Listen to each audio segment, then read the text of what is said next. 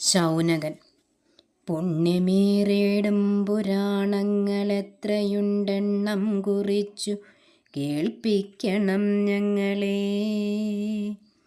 വന്നു വസിക്കുന്നു ഞങ്ങളെല്ലാവരും ഇന്നൈമിശാരണ്യഭൂവിൽ കലിഭയാൽ. പണ്ടുകാലേയമാം കാലമണവതു കണ്ടതിൻ ബാധകൾ തീണ്ടാതിരിക്കുവാൻ ഒത്തൊരുപായമുണ്ടാക്കിത്തരേണമെന്നർത്ഥിച്ചു ഞങ്ങൾ വിരിഞ്ചനോടാദരാൽ. അക്കമലാസനൻ മാനസരൂപമാം ചക്രമെന്നുണ്ടാക്കി വിട്ടരുൾ ചെയ്തിതു. എങ്ങു ചെന്നിന്നേമി വീണു തകർന്നിടുമങ്ങു പോയി നിങ്ങൾ വസിപ്പിൻ മുനികളെ. തിട്ടം കലികാലബാധകളാ സ്ഥലത്തൊട്ടുമേ വന്നു കടക്കില്ലൊരിക്കലും. അന്നാഭിജന്മാവു ചൊന്നപോൽ നേമിതൻ പിന്നാലെ ഞങ്ങളുമങ്ങു നടന്നുപോയി. നേമിയതെങ്ങെത്തി വീഴ്കയാലുണ്ടായി നൈമിശാരണ്യമെന്നി സ്ഥലത്തിനു പേർ.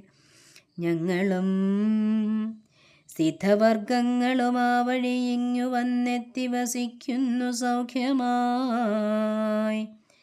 ബദ്ധസന്തോഷം നയിക്കണം നാളെങ്ങ് സത്യയുഗത്തിൽ പ്രഭാതം വരും വരെ.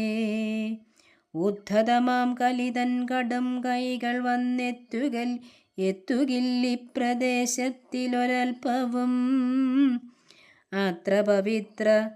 അത്ര പവിത്രത നേടുന്നതിക്കിതിൽ തത്ര ഭവാൻ വന്നതെത്രയും ഭാഗ്യമായി. ശുദ്ധമായി നാൻമറ പോലതി ദിവ്യത്വമൊത്ത പുരാണം സവിസ്തരം ചൊൽക നീ.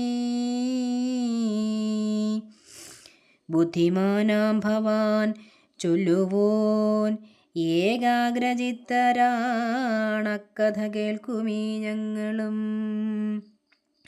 ആകയാൽ ഭാഗവതാഖ്യം പുരാണം അങ്ങാകുലഭാവം കളഞ്ഞു കഥിക്കണം. ധർമാർത്ഥകാമങ്ങൾ നേടാമതുവഴി ബ്രഹ്മവിദ്യാപരിജ്ഞാനവും സിദ്ധമാം. പിന്നെ കടശിയിൽ മോക്ഷവുമുണ്ടാകുമെന്നല്ലയോ മുനിപുങ്കവൻ ചൊന്നതും. നൽത്തേനൊലിക്കും കഥകൾ മുനിജനസത്തമൻ വ്യാസൻ പറഞ്ഞവ കേൾക്കയാൽ തൃപ്തി വന്നീല ഞങ്ങൾക്കേതുമാകയാൽ.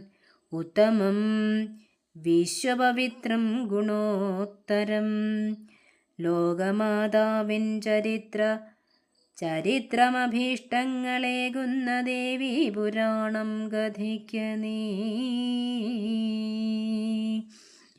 ഗ്രന്ഥസംഖ്യാവിഷയം 2-ാം അധ്യായം കഴിഞ്ഞു.